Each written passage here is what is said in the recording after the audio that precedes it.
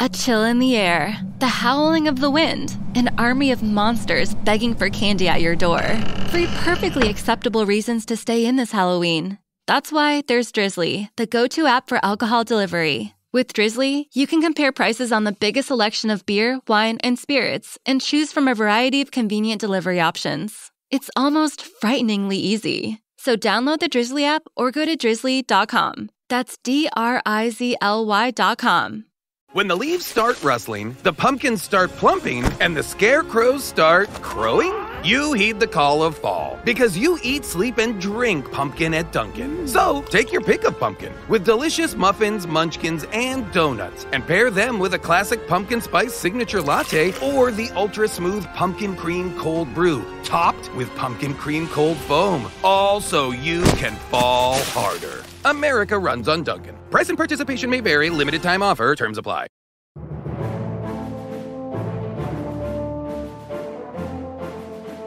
Hey everyone, welcome to Webcology and WMR.fm. This is Jim Hedge from Showbiz Media and Dave Davies from Weights and Biases. And you know what? We're joined today by legendary Australian SEO Ash Nallawalla. Ash is, he's one of the pioneers of the SEO industry, and certainly one of the pioneers of the Australian SEO industry. And now he is the author of The Accidental SEO Manager, a book one, Tapping Organic Leads for Profit, which incidentally suggests that there is a book 2 and a book 3 coming. Ash is currently the in-house enterprise and multinational SEO manager at carsales.com.au. Carsales.com.au, by the way, has a massive global footprint, making Ash responsible for overseeing car sales sites around the world as well as in Australia. Ash has worked with Suncorp, Australian National Bank, Optus, which is the second largest wireless carrier in Australia, Sensis, which is an Australian mega info corporation, and several other corporate SEO jobs. For years, he was a regular columnist at APC Magazine, and this is back in the days when it was called Australian Personal Computer. He's also regarded as one of Australia's top search and digital marketing consultants. Okay, so if you are in a niche and you need to want to hire, there is a section in that book specifically for finding people in most major niches, yeah? Yeah, absolutely. And, I know the answer ahead of time, of course. Yes, the manager needs to know that there are many types of expertise, there are many types of SEO situations, and there are types of experiences that individuals may have collected in their careers. And it's very difficult to get an all-rounder these days because there are just too many specializations. And even if you talk about the SaaS platforms, software as a service or SEO as a service, whatever we want to call them, there are just too many of them for one person to have spent a meaningful amount of time in each of those platforms. So you can go by potential. If someone's had experience on one online platform, chances are that they'll be able to pick up another one fairly quickly. So I noticed that there are always jobs for SEOs at the moment. So I suspect that there aren't enough SEOs to meet the demand. Probably not. There's a great deal of demand out there, although I'm getting the sense that business doesn't necessarily know what it wants out of its SEOs, whether it wants in-house or whether it wants a consultant to work with their in-house IT team. At what point does it's funny, I want to ask a completely different question, but this one strikes me. At what point does a business need to grow into having an in-house team rather than outsourcing its SEO efforts? The benefit of having someone in-house is that they are there every day and they know the company from many angles. They can make their own presence known using their own ability to get on with other people, to make friends, not just across the table, but even socially, at lunch times, at the water cooler, and so on. And that's the kind of relationship that an external person will find it difficult, especially if the only time they talk to someone is across a conference call like this one, or over the telephone, where they don't even know what the other person looks like.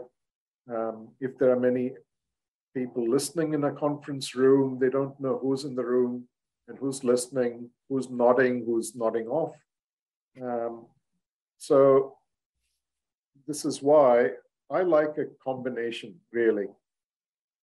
I say somewhere in the book that the value of a second opinion can't be understated. You might have a great in-house SEO team, but I think if you have the budget, you should bring in an external consultant to whatever extent you can afford, whether it's once a year audit or a once a month phone call, whatever it is.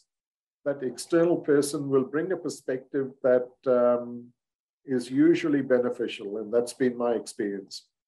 Okay, now there's business owners out there get a lot of solicitation from third-party external SEOs wanting to do an audit for them. Dear business owner, I see that you have that, and then they just, criticize the heck out of the in-house team or the SEO of record. How do business owners know who in the SEO world to trust and who not to trust? Because let's face it, SEOs don't really have the strongest reputation in the business world.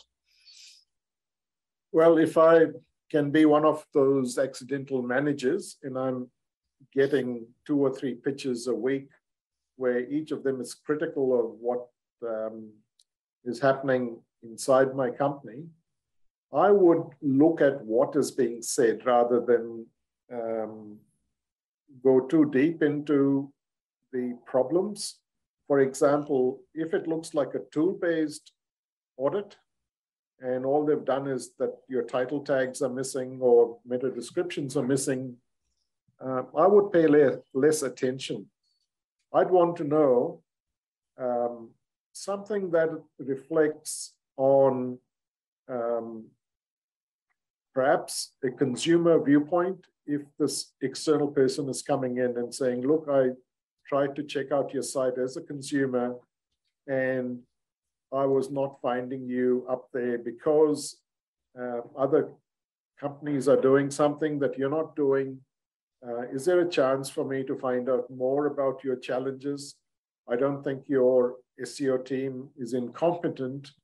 Maybe they have all the answers, and there are some internal constraints that I cannot see, and then leave it up to the manager to decide. And the manager might know of these constraints, and in many cases, there are internal constraints. And I'm getting from what you're saying. So it's not a spammy email. It's more of a personalized one. They've actually looked into some problems that my company might be having, and that's what I'd respond to rather than dear insert name here, square bracket. Your SEO team sucks, and I'll show you why. Everyone gets a variation on that rather crude sort of solicitation letter, right? And I think that gives a lot of SEOs a terrible name. And I think there's people out there who know they need the help, but don't know how to, not only don't know how to ask for the help, but don't know whom to ask for the help because they've either been burned before or they've seen these clearly scammy solicitation letters. So one of the discoveries I made just after the book was published is I think I put my finger on what the issue was that I was trying to identify, and that is a lack of web governance. I think that most SEO problems stem from a lack of web governance because the website is treated as a carpet on which all parts of the company are walking over, and no one seems to own the carpet. And so someone thinks that they look after the network, some look after the firewall, some look after content, or maybe different teams look after different types of content. And the SEO inside is running from silo to silo, trying to find out what's going on. So I feel that properly defined web governance, if it's in place, is going to solve a lot of these problems. So if the external approach is made from that angle, that says, I can see that you guys are trying to do the right thing, but I feel that there are some gaps in communication, perhaps between your teams. Would you be open to a conversation about what I'm seeing? And maybe I'm wrong, but it'll only cost you 15 minutes of your time or whatever time you can give me. That's interesting. It's funny, when you talked about governance, my immediate jumping point in my head was like, oh goodness, we're going back to like, there should be like guidelines and rules that all SEOs are like, and then that argument, and I was like, okay, I'm not going to touch that one with a 10-foot pole because we've done that a couple of times, and that's just a frightening one with no right or wrong answer to it. But no, I love what you were talking about there, about basically a governance sort of, if I'm understanding it, an internal, like you have 10 different teams running in 10 different directions. There should be a sort of like way that this organizes. So you're not, developers aren't pushing out versions of the site with like robots, no index on it by accident or something, right? Like just like some process built in. So love that. A question from a management standpoint. And I've been a manager. I've worked with managers. I have managers over me. I manage people, right? Like that's we've all sort of been, well, many have been at various points and things. It's what makes the book super interesting, especially for people who might have been doing it for a little bit. And to sort of give themselves a check. Jim, I think you're in the same boat, and I think that's what you're alluding to. Like, good to like, even if you've been doing some of this stuff, good to get a second check there. One of the things that I've always found interesting, and I wanted to pick your brain on this, is as a manager, you need to purposely resist trying to understand everything that everybody's doing, because otherwise you just be doing it, and now you're a useless manager because you don't have time. But you need to know enough to know what skills and things that you need done. How do you balance that? How do you go, okay, I know our site's in JavaScript. How much do I need to know? Do I even need to know? How do you suggest that managers sort of like find that delicate balance with, this is enough to know about this topic. Now I have to have somebody who knows that better than me. Well, that may be something that I'm covering in book 2, which is conversations to have with your SEO team. I didn't want to scare the managers in book 1 with some of the detailed stuff that they may need to discuss, even at a superficial level. With regards to governance, I don't suggest having rules pasted on every wall that everyone needs to check. If a company is well structured, and I've seen companies that have set up their agile squads in such a way that everything is interconnected, and it just seems to work because there are all these structures in place where conversations happen at the right level, and everyone's aware of what others are doing, at least at the manager level, so that if the managers are doing the right thing, then they can pass it down to their squads.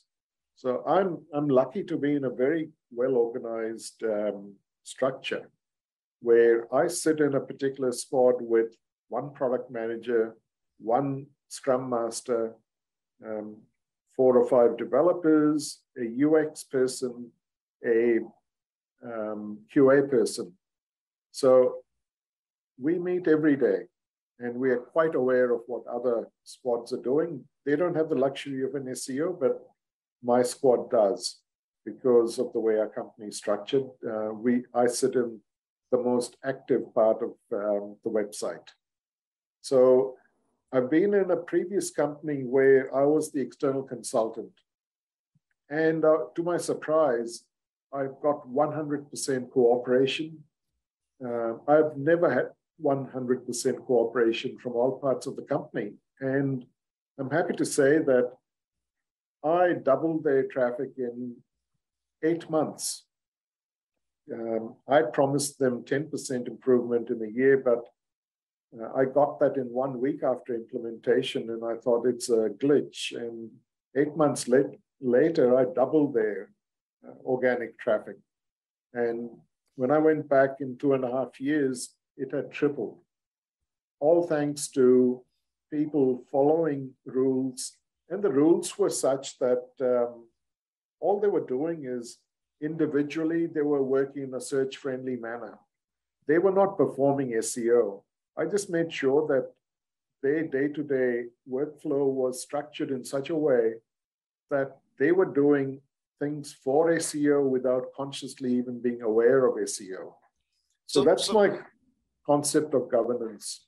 So really, you set as the SEO, you set guidelines for other members of your squad or your team, and those guidelines could be scaled throughout the company for whatever tasks the person is performing. In a enterprise world, would that be a primary job of an SEO? Because I think a number of our listeners are independent consultants, are working on their own websites, and many of them are like, hands-on people themselves. But obviously in a large corporation, you can't be hands-on, especially with the complexity of so many e-com sites now. Should the SEO's role be guideline setter and then person to police and maintain those guidelines? I don't think the SEO will be allowed to set the structure for the whole company, but they can certainly do an audit of existing processes. For example, in an agile environment, these structures have been created by other people, perhaps a few years ago, and they need to be checked and tweaked if necessary. So we have several squads in our company, only one of them as an SEO. And from time to time, I get invited to their meetings. And simply from those conversations, if I find that they are performing work differently to our squad, I can either tell them directly, or I can find the right person to have the right conversation with them to make sure that all squads are operating in a similar manner. And from the SEO perspective, it's really a question of making sure that SEO input is sought at the right time. The Jira tickets have a hashtag that says SEO so that a search can be made across the whole company. And that way, your single internal SEO can find out what's going on. So they don't necessarily need to stop their work to have the SEO in the room. Therefore, it's not as bad as some might imagine. Just find out what are the existing processes in the company you're consulting to, and see whether there are opportunities for the process to be rectified. As an example, QA. Sometimes QA is done of a very specific task on a page. No one stops to think, well, let's step back and look at the entire page. You might have added a bit of JavaScript here, but are you repeating the JavaScript that's also elsewhere on the page? Is there a chance to consolidate that so that you don't have 50 little scripts running on a page? Once you set those ideas in place, you don't need to go and check every page. They'll understand if you tell them the right way. They'll learn from it and they'll start implementing it. Another example is I've seen a company where there is no CMS. Every page is hand-coded, or at least every template is hand-coded. So you'll get valid pages, but most pages are not HTML valid. Mm-hmm. Once you can explain to them how to check their own pages for HTML or CSS validity, then they'll just do it on their own if they want to do the right thing. Because you can show them through examples what's the consequence. And sometimes the consequence may not be visual, but it might relate to accessibility. And by talking about accessibility, they feel that they are learning, these are developers, they feel that they are learning something new and they feel good about it. So they start to incorporate these essential ideas, not just for SEO sake, but sometimes for a legal perspective.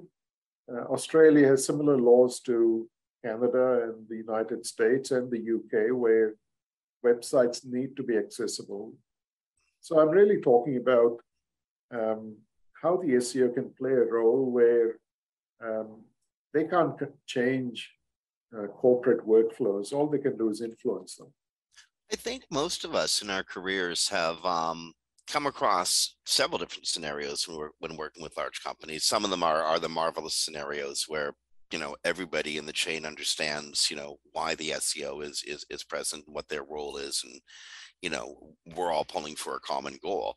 And there's other engagements that aren't as cooperative, that are sometimes the antithesis of cooperative. The infamous Dr. No scenario where just say the head developer, for whatever reason, doesn't like this process or has their own process that they refuse to change from. For a manager who wants to have a smooth flowing team, good relations, and a cooperative workflow, how do you massage, coerce, force, or, you know, just rally buy-in from everybody within the team? I've been in a company where the unit of measure was sales dollars. And if the SEO needed something to be coded, I would be asked, how many dollars would we make if we make your whatever it happened to be change? And that used to be difficult for me to quantify, because they would say, this product team has come to us and they want to add this product widget that's going to give them an extra $1 million sales. Now, if you want us to change something that changes, say, perhaps the title tags, can we make $1 million? So some companies have that kind of... Tired of long waits and rushed care at the ER and urgent care clinic? Next time, stay home and let Dispatch Health bring the power of the hospital to you. I call Dispatch Health. A care team of medical professionals actually come to your house. They're the same caliber of people that you would see if you were at a hospital or an urgent care. Dispatch Health can treat most non-life-threatening emergencies. They can do the x-rays, they can do stitches, urinary tract infections, blood test, urinalysis, ultrasound. It's almost everything that they can do at the ER. You never feel rushed. They're there for you and only you. I felt like their only patient. And it costs no more than a trip to urgent care because Dispatch Health is covered by most insurance, including Medicare. See if we serve your home at dispatchhealth.com. Dispatch Health really went above and beyond. It's wonderful to have care come to your home. House calls are back, and they're better than ever. Learn more at dispatchhealth.com. A chill in the air, the howling of the wind, an army of monsters begging for candy at your door. 3 perfectly acceptable reasons to stay in this Halloween. That's why there's Drizzly, the go-to app for alcohol delivery. With Drizzly, you can compare prices on the biggest selection of beer, wine, and spirits, and choose from a variety of convenient delivery options. It's almost frighteningly easy. So download the Drizzly app or go to drizzly.com. That's DRIZLY.com. Toxicity in its internal structure. The SEO can't fix that, but they can use techniques like I did. I mentioned in the book that my manager was once asked, how much money would we make if we purchase whatever it was at the time? And so my response was, okay, let's say to the senior management that if all our products rose by one position, from position 2 to position 1 on page 1, and that company was ranking on page 1 for almost everything, not necessarily at number 1, but somewhere on page 1. That's dope. So it was easy to use statistics from several of these studies that used to take place that said position 1 got 33% of your clicks, position 2 got 19%, position 3 got 3%. It was something like that. You could then quantify that based on the number of visits, the number of dollars, the revenue per visitor, whether it was $5 a visitor. If you averaged all your monthly revenue with all you divided by your total visits that month, you could come up with a number. And it didn't have to be a very complex exercise. You just had to do a back of envelope exercise to say, well, if we rose one position for 5 of our products, we would get X% more clicks. Therefore, the possibility of making more sales was such and such based on your CTR. So sometimes you do need to make up something that looks serious enough that no one's going to start questioning. It gets you through a meeting. That's all you have to do. Make it look complex enough and sensible enough so it doesn't look like total fakery. But beware, they will call you on it one day in the future. It's gonna happen. Yeah. Guarantee you. That'll become the most important metric in the entire world, in fact. Yeah. I swear the fidget widgets that came to that hit that page, there was a lot of them. And 6 months later, you're going to be asked all about the fidget widgets, to explain what happened to them. It's really hard to quantify your work to people who don't understand what you're doing, and that's one of the the things that you accomplished in the book was help managers and people who haven't been fully immersed in the field of SEO as a career. I mean, like listeners and Dave and Ash, you guys know what it's like when you go to a conference or something and you can actually talk the language and suddenly you feel so much freer and people's eyes don't glaze over when you talk about stuff that's actually quite important to you during the day. But in our regular lives, or when talking to other people in our work teams, often trying to explain the well, let's face it, the arcane redundancy, but just drudgery of a lot of SEO work, people's eyes glaze right over.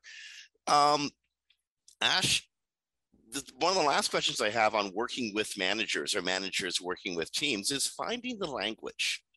Because not everybody's going to have the benefit of having read the book. The manager will have had the benefit of having read the book. But finding the language to talk to and bridge the gap between SEO and rest of team, I think often that's where the relationships fall down. Because not everyone is speaking the same language. So even though they might be trying to achieve the same goals, they don't know they're pulling the same direction.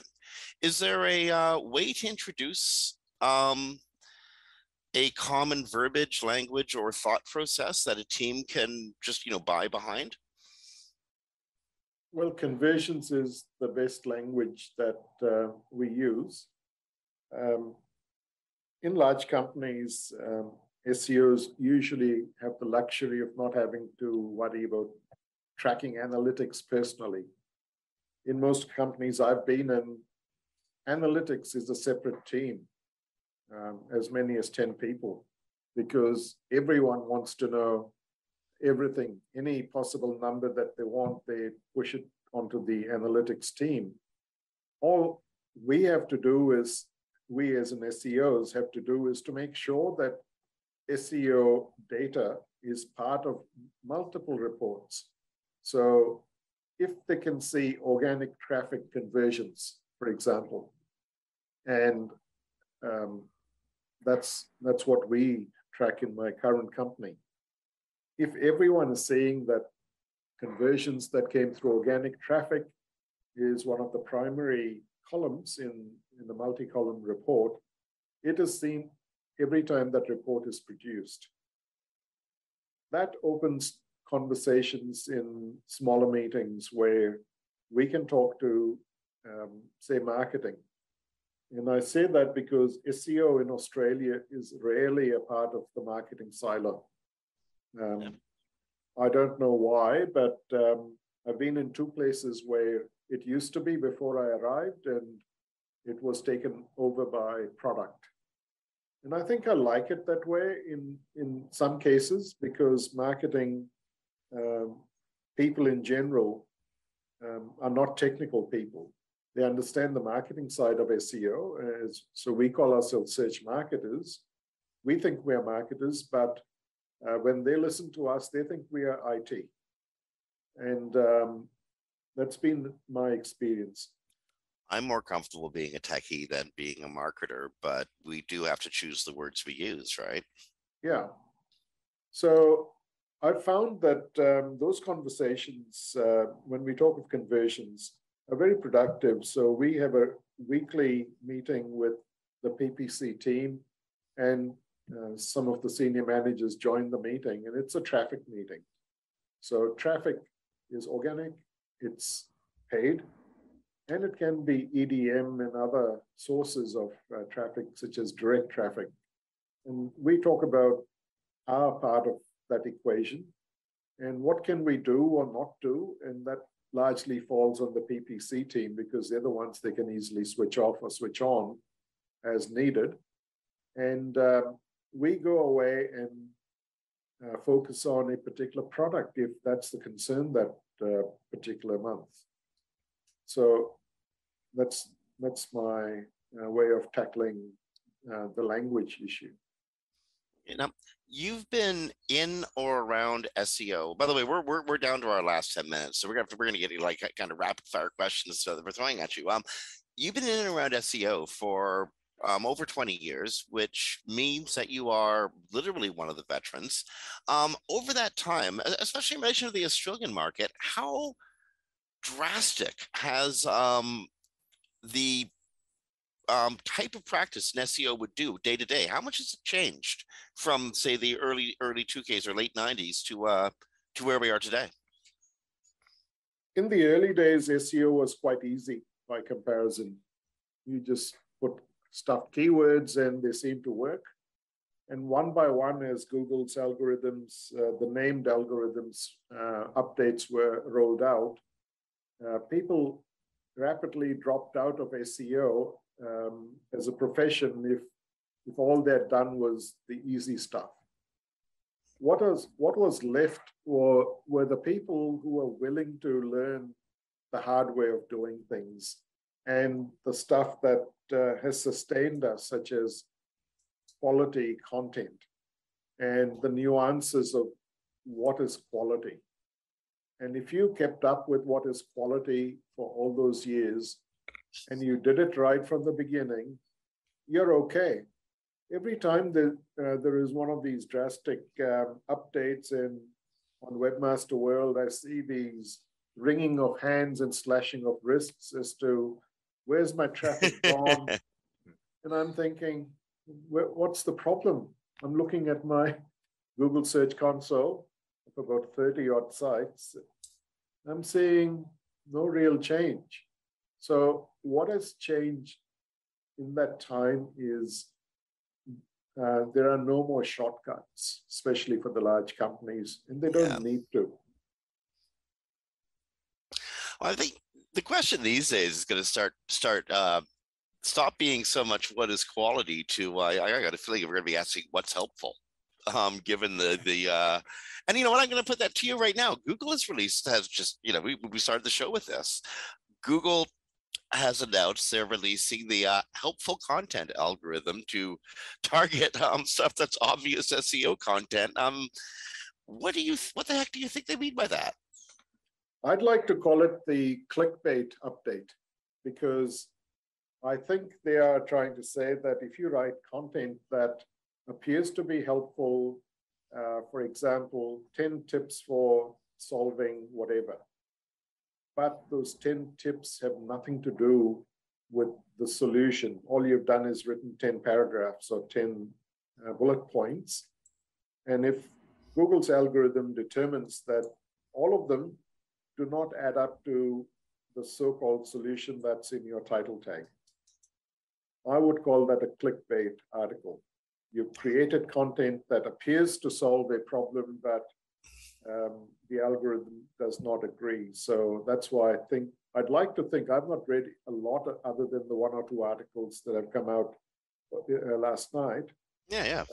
But I think it's a kind of clickbait, anti-clickbait algorithm. Yeah, I see. Quick thing to the listeners, none of us know exactly what Google means by this. So anything you hear from this to the next question is pure speculation. I get the feeling that, Google is using machine learning. It's using MUM to compare ideas and entities with each other and try to figure out what XYZ means against XYZ. And it's good enough that it understands a Z and a Z are the same thing, even though they're different objects or different entities. And I think it's that Google's going to, obviously Google's going to, I think this is like Google's first major test run of its major machine learning algorithms. Dave, you're obviously way better versed in this. BERT was the baby version of MUM, more or less, and MUM is now the active version that's acting on the index, right? It's, a little more complex, only because you look at like BERT still functions. It still does what it did, and in some applications it does that well. Whereas the multimodal now all of a sudden, like one thing that I think MUM really lends to the equation here that we hadn't really seen before is the capacity. I could just create an illustration of going, it can go in, it can read a Korean web page on something happening in Korea, read an English one, understand that these are both about the same thing, pull the important points from each one of them, and then condense that into one understanding of the world at large, and then actually produce. The goal is to be able to sort of answer it. So I think when we're seeing MUM in action, we're just seeing the capacity of pulling from multimodal, like multiple sites, comparing them against each other, different sort of functions, and then just pull a ground truth out of it and going, okay, this is what this is, and this is the actual answer as I understand it. So we think of it in like what is helpful. If it can pull from everything and go the best of the best. This Korean website is talking about Seoul. It probably is authoritative and better than any English site. I don't know that to be true, but just for an example. Okay, but now we're seeing these important points, these key points on this English site, and Dave speaks English, but he happens to be visiting Seoul. Okay, now we can grade this content on something that maybe we couldn't have before, but now we can compare that in a better understanding. But and again with the end goal, getting rid of the craptastic clickbaity content. Yeah.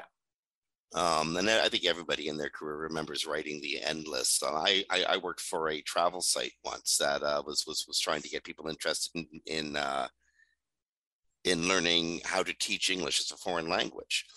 And so we did the obvious SEO thing. We wrote a page for every country in the world because they were pushing courses for every country in the world.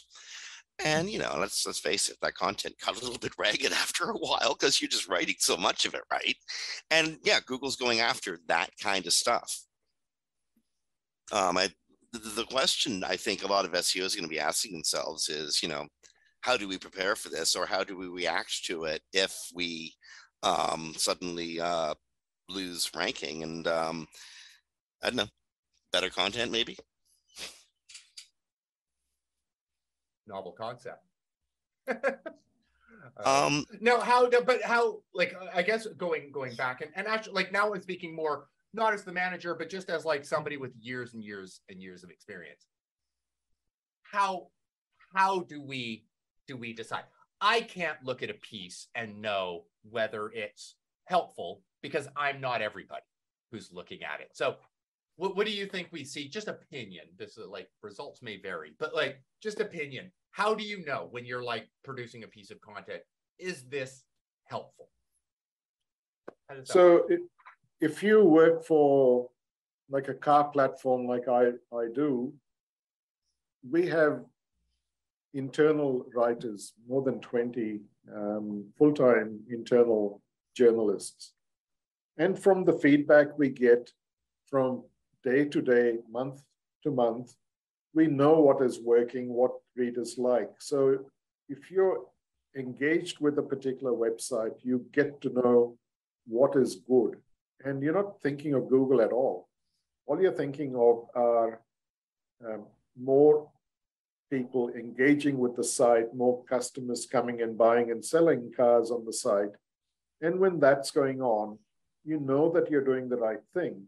It just happens that we are the top ranking site in the country. So I'm in that happy position where I feel that we are putting out the right content without anyone needing to sit down and ask that question of themselves. Maybe our editorial team does that in their own meetings, but they do adjust their approach when they feel that people are talking more about a competitor because they approached a particular car review in a different way. They might learn from other people's successes or apparent successes based on the feedback they got through other channels such as social media. So sentiment analysis, for example, the marketing team will pass on sentiment analysis, and they might say that, well, this competitor is appearing to be doing better because of the language they used, or they're using more positive terms. So I feel that's the way that an established company can judge their own quality. And I think it's neat that you're finding signals outside of the Googleverse about how that content may be faring inside the Googleverse. Do you in fact get stronger signals from users and from user review, user feedback, and as you said, from other divisions in the corporation than you do from Google's own tools? Yes, I think that I follow our company largely on LinkedIn and on Facebook. I don't open Instagram, where we do have our presence, but simply looking at the count of comments that I see, I can see that certain reviews attract, say, 20, others attract 500. So you can see that kind of a variance. And when you see a big variance between two types of similar content, like car reviews, I can sit back and say, well, did that get 500 reviews?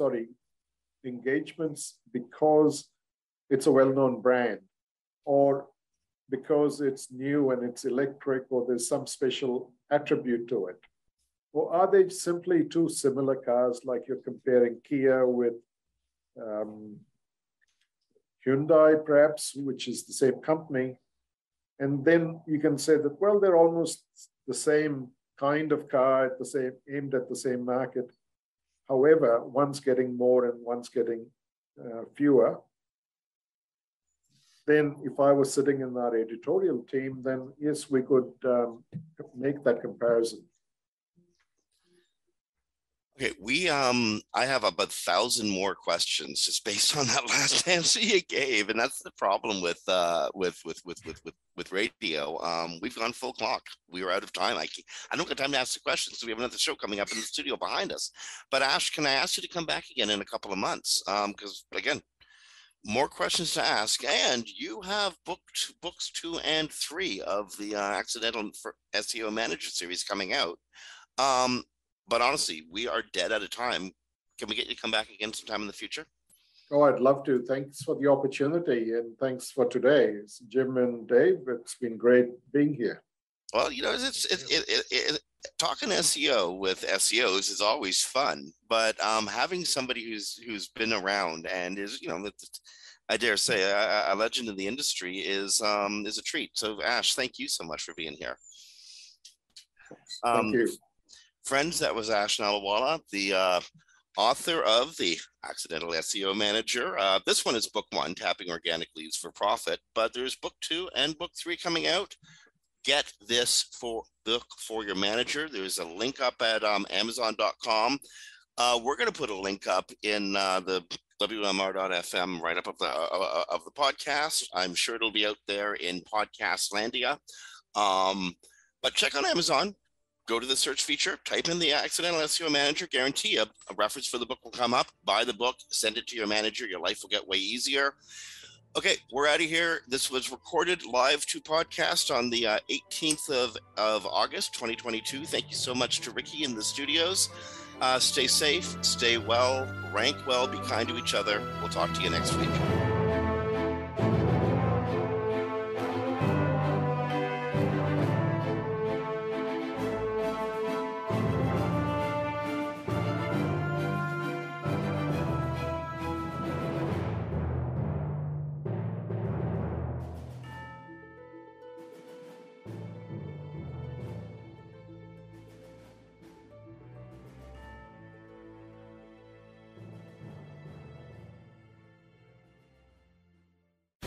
The opinions expressed on this program are those of the guests and hosts and do not necessarily reflect those of webmasterradio.fm's management or sponsors. Any rebroadcast or redistribution without authorized consent of webmasterradio.fm is prohibited. Tired of long waits and rushed care at the ER and urgent care clinic? Next time, stay home and let Dispatch Health bring the power of the hospital to you. I call Dispatch Health. A care team of medical professionals actually come to your house. They're the same caliber of people that you would see if you were at a hospital or an urgent care. Dispatch Health can treat most non-life-threatening emergencies. They can do the x-rays, they can do stitches, Urinary tract infections, blood test, urinalysis, ultrasound. It's almost everything that they can do at the ER. You never feel rushed. They're there for you and only you. I felt like their only patient. And it costs no more than a trip to urgent care because Dispatch Health is covered by most insurance, including Medicare. See if we serve your home at dispatchhealth.com. Dispatch Health really went above and beyond. It's wonderful to have care come to your home. House calls are back, and they're better than ever. Learn more at dispatchhealth.com.